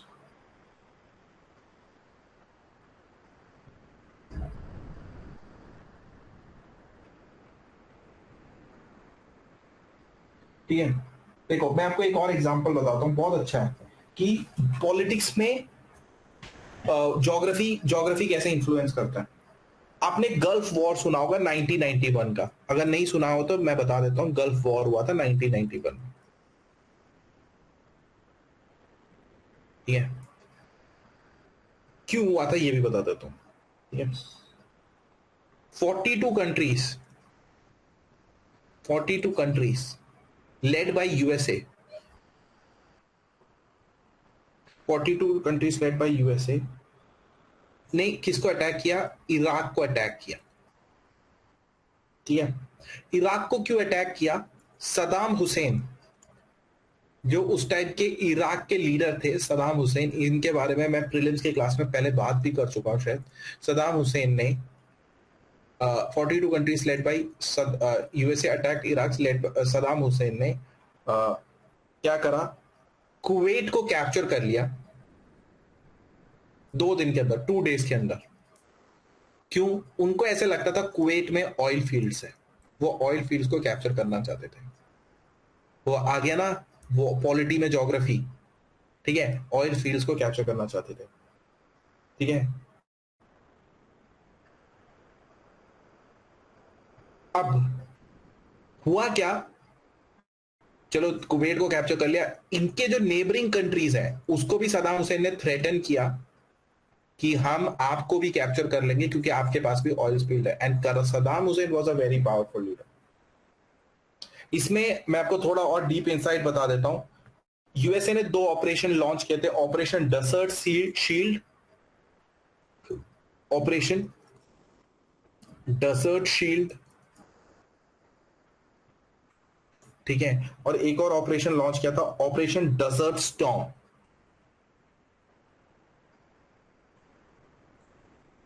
ठीक है, desert shield जो था एक military operation था, desert storm जो था वो एक एयर स्ट्राइक था.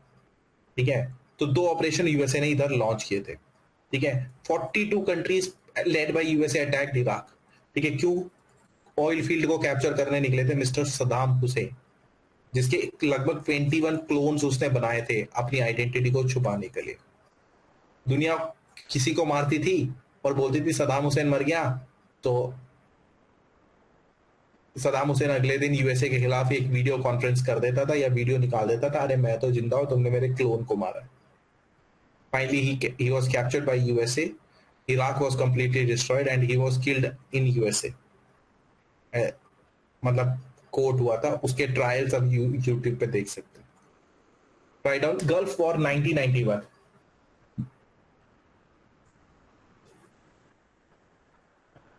This war was an armed conflict. This war was an armed conflict.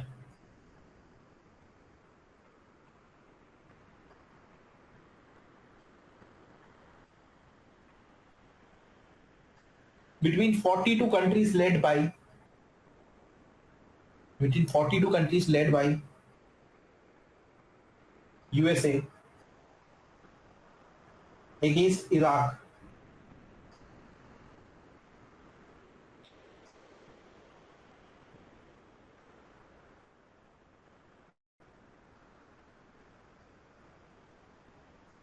The reason for this conflict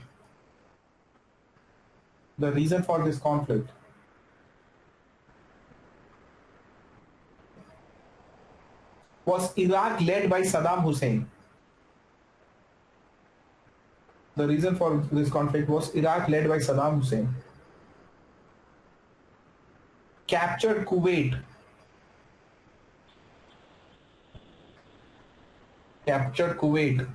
in 2 days.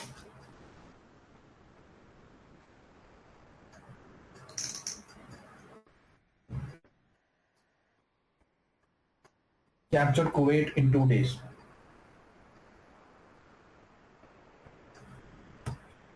And threatened other neighboring countries also.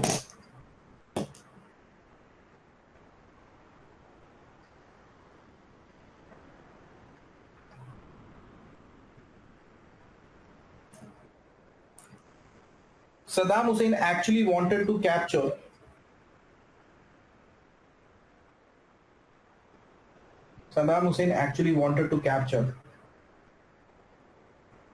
oil fields of Kuwait. Saddam Hussein actually wanted to capture oil fields of Kuwait.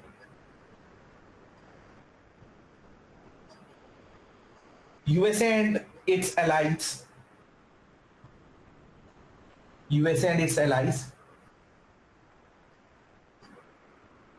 launched 2 operations.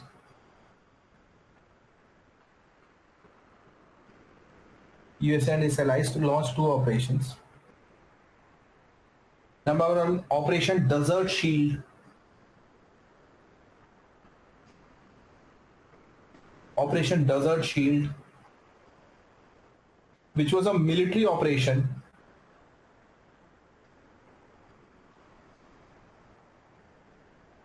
and Operation Desert Storm.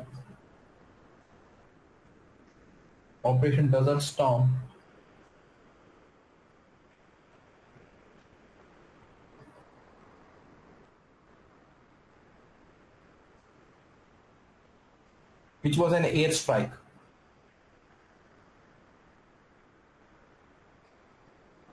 Desert Shield was a military operation and Desert Storm was an airstrike. ठीक है, तो आपके 3 चीजें हो गए, alliance, strategic partnership and geopolitics. I hope all these terms are very much clear to you. कोई दिक्कत है? क्लियर? मनीता को क्लियर हो गया, मीका को क्लियर हो गया, नयन को क्लियर हो गया, अशोक, ओंगमुला, अशोक को क्लियर है, ओंगमुला, अहिंसा, ठीक है, नयन, ठीक है, all are clear with the things. ठीक है, अब मैं आपको एक बात पूछता हूं. ठीक है, एक क्वेश्चन है मेरा, कोई भी अनम्यूट कर लो, कोई भी आप में से कोई भी अनम्यूट कर लीजिए, जल्दी करो, but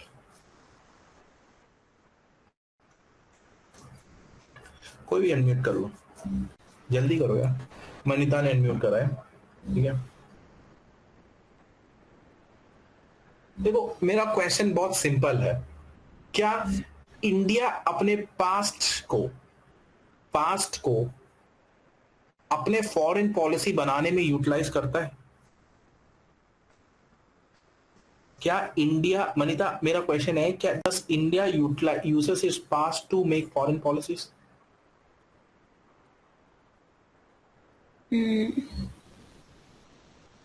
Somewhat, not much. Okay, not much. Okay. Anybody else has a contradicting opinion? Anybody else who has a contradicting opinion? Does India utilize its past to determine its foreign policy?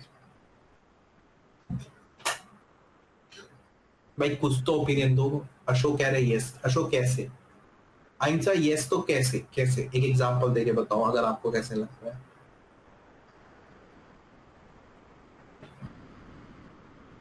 जैसे मेरा question ये है, क्या Bible, Quran, Gita, Ramayan इन सब का use किया जाता है अपनी फॉरेन पॉलिसी को डिजाइन करने में? बताइए। No first use of weapon कहां से लिया गया है? मुझे नहीं पता, आप बता दीजिए कहां से लिया गया है।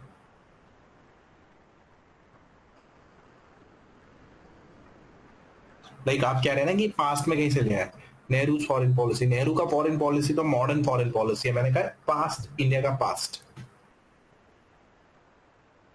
पास्ट। चलो, इसमें तो एक मेरे को सब्सटेंशियल आंसर किसी ने नहीं दिया।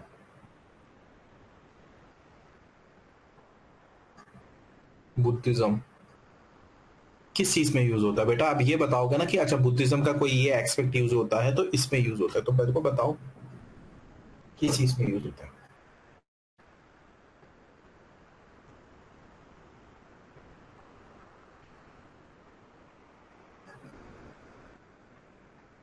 Right to knowledge, foreign policy, foreign policy, foreign policy, soft power. ठीक है, चलो वो क्वेश्चन रहने दो, मैं आप अगला क्वेश्चन पूछता हूँ। अगर आपके नजर में इंडिया का फर्स्ट एवर डिप्लोमेट कौन है, या सबसे बड़ा डिप्लोमेट कौन है? फर्स्ट एवर डिप्लोमेट, डिप्लोमेट मतलब राजदूत कौन है? Who is the first ever diplomat according to you? Bharat का, पास्ट हो सकता है, प्रेजेंट हो सकता है, फ्यूचर। हाँ, अहिंसा को मैंने बताया, हनुमान जी, ये मैंने इसको बताया। अहिंसा क्यों है? चीटर कहीं का, बताओ। हनुमान क्यों है डिप्लोमेट? लंका गए थे। Chanakya, very good answer, Chanakya. देखो, according to me the best and the first ever diplomat of India is Lord Hanuman या हनुमान जी। क्यों गए थे? आप सोच के देखो ना, क्यों गए थे? रामायणा में लिखा है हनुमान जी के बारे में, हनुमान, एक लॉर्ड हनुमान के बारे में लिखा है रामायणा में। वो गए, लंका गए। लंका में उनके कॉन्वर्सेशंस देखो रावण के साथ, सीता के लिए गए। अच्छा, देखो रावण के साथ कॉन्वर्सेशंस देखो, वो क्या कर रहे हैं। रावण को बता रहे हैं, देखो रावण, आप सीता मां को छोड़ दो, नहीं तो, नहीं तो अब राम का, जो राम है उनका रौद्र रूप देखेंगे, राम पूरे लंका को तबाह कर सकते हैं। ठीक है, यही तो बोलते हैं, यही तो बोलते हैं हनुमान। वहां जाकर ये तो बोलते हैं, अरे अभी मैं आया हूं, राजदूत हूं, मैं एम्बेसडर हूं, सीता मां को छोड़ दो वरना मेरा कमांडर आ रहा है पीछे, मेरा प्राइम मिनिस्टर आ रहा है, वो तुम्हारे पूरे लंका को तबाह कर देगा, तुम्हें और मार देगा। Hanuman is showing the power of Ram. Similarly, जब एस जयशंकर जाकर यूएन में बोलते हैं इंडिया पुराना इंडिया नहीं है, इंडिया बदल चुका है, this is a new India, Pakistan को, पाकिस्तान एक बॉम्ब फेंकेगा तो हम 10 बॉम्ब फेंकेंगे। और अभी कभी कभी हमारे प्राइम मिनिस्टर भी बोलते हैं इंडिया 62 का इंडिया नहीं है, सिर्फ 1962 का इंडिया नहीं है। क्यों बोलते हैं? 1962 में चाइना से हार गए थे, कहते हैं अब लड़के दिखाओ। Now what you are showing that we are changed. ठीक है, we are changed, we are more powerful, we are more powerful. देखो, आपके एम्बेसडर का क्या काम है? आपके एम्बेसडर दूसरे देश में जाके ये बोलते हैं ना कि देखो हम वो वाले पुराने इंडिया नहीं है, हम बदल चुके हैं, हमारे प्राइम मिनिस्टर का 56 इंच का सीना है। बोलते हैं ना, क्या दिखा रहे हैं? एक्चुअली क्या उनका सीना 56 इंच का है? वो हमें क्या पता क्या होगा या नहीं होगा, बट हम क्या दिखा रहे हैं कि we are powerful, we are powerful.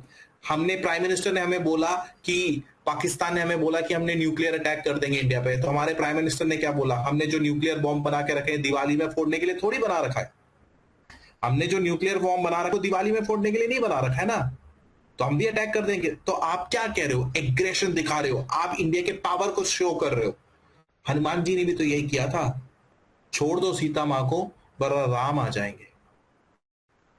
तो India past epic has lot of influence in foreign policy. ये तो मैंने आपको एक एग्जांपल दिया है, अर्थशास्त्र, चाणक्य का अर्थशास्त्र। ठीक है, इन सब के बारे में मैं बात करूंगा। सो writer,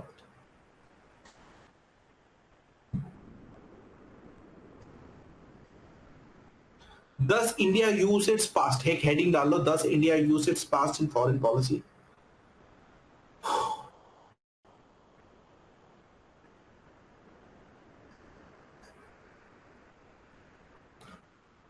Does India use its past in its foreign policy?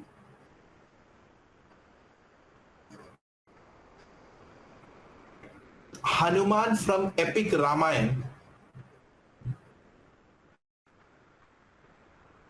Hanuman from epic Ramayana. देखो आप इसको बिल्कुल आंसर में लिख सकते हो बिकॉज आप इसको रिलीजियस नहीं लिख रहे हो, आप एक ग्रंथ को रेफर कर रहे हो, एक रिलीजियस टेक्स्ट को रेफर कर रहे हो. इसलिए मैंने अगर अगर मेरे को इसको रिलीजियस टेस्ट देना होता तो मैं क्या लिखता, हनुमान द हिंदू लॉर्ड.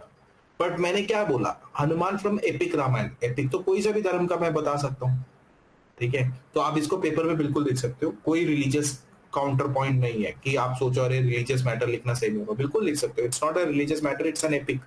अगर मैं बाइबल, गीता, कुरान को रेफर कर रहा हूं दैट मींस मैं एक ग्रंथ को रेफर कर रहा हूं. So you don't have to worry about it. Hanuman from epic Ramayana is considered as India's first ever. Hanuman from epic Ramayana is considered as India's first ever and greatest diplomat.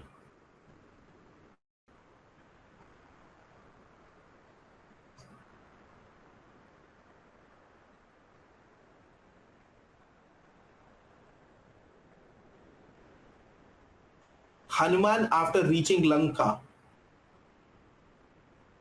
Hanuman after reaching Lanka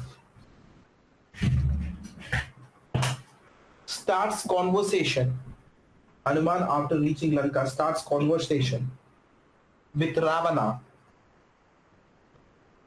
by praising Lord Rama.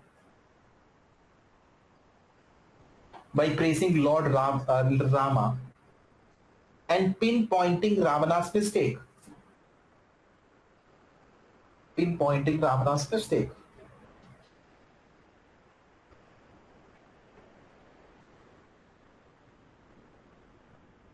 And threatening Ravana by reminding him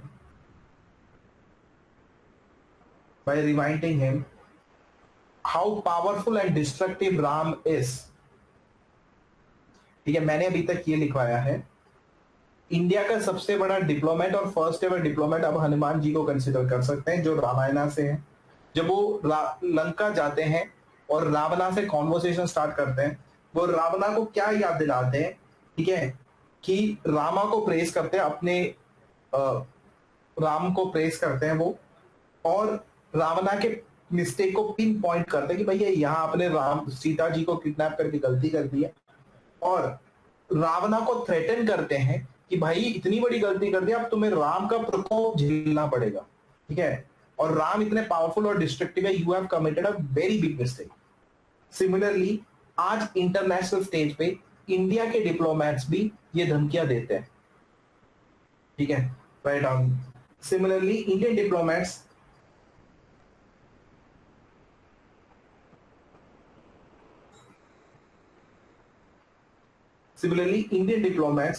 send to international platforms showcases the power of India. Indian diplomats sent to international platforms showcases the power of India. They clearly say that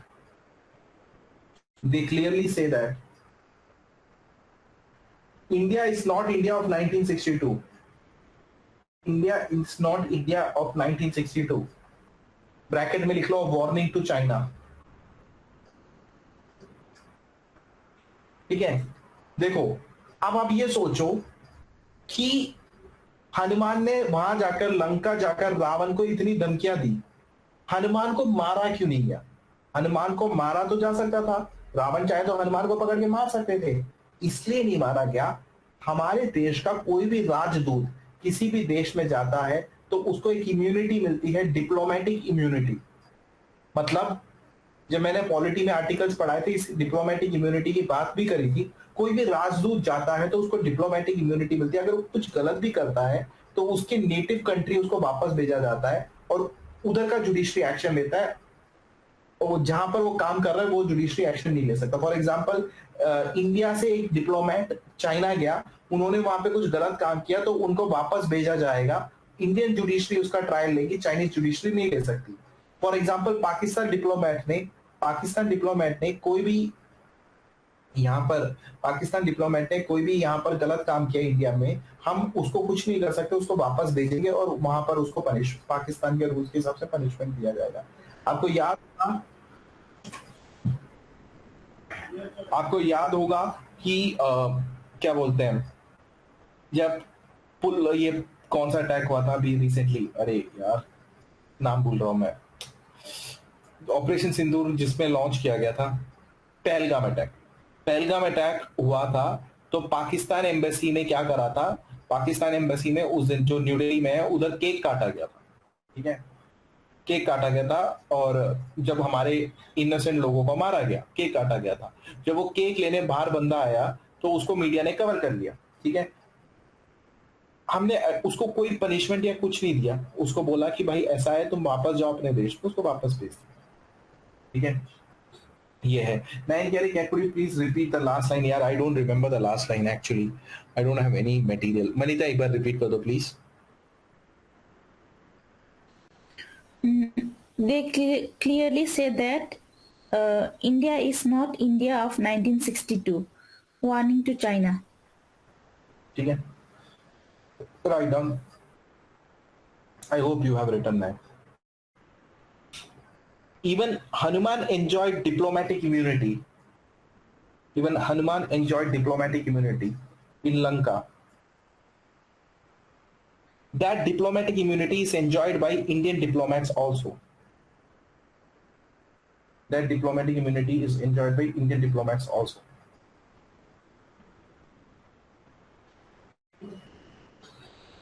ठीक है, कल हम आगे पढ़ेंगे, जैसे हम अर्थशास्त्र का इन्फ्लुएंस पढ़ेंगे इंडियन फॉरेन पॉलिसी में, फिर हम धीरे धीरे करके evolution of Indian foreign policy पढ़ेंगे कि कौन कौन से प्राइम मिनिस्टर के टाइम पे कैसा कैसा फॉरेन पॉलिसी था, फिर हम बायलैटरल रिलेशन की बात करेंगे, ठीक है। तो इस तरीके से हम बहुत बेहतर हो सकते हैं, हम बहुत चैंपियन लोग बन सकते हैं, ठीक है। देखो पीछे का मैं नयन इसलिए नहीं बता पाता क्योंकि यार मैं मेरे पास कोई नोटबुक या ऐसा कोई चीज नहीं है, मैं ऐसे ही लिखवा देता हूँ, तो इसलिए मेरे को लास्ट लाइन रिकॉल करने में थोड़ा दिक्कत होता है, आई अपोलोजाइज फॉर इट, ठीक है।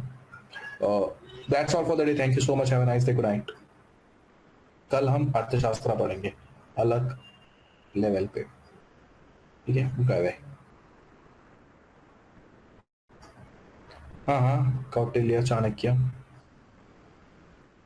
अर्थशास्त्र पूरा नहीं पढ़ना, उसका imprints into Indian foreign policy.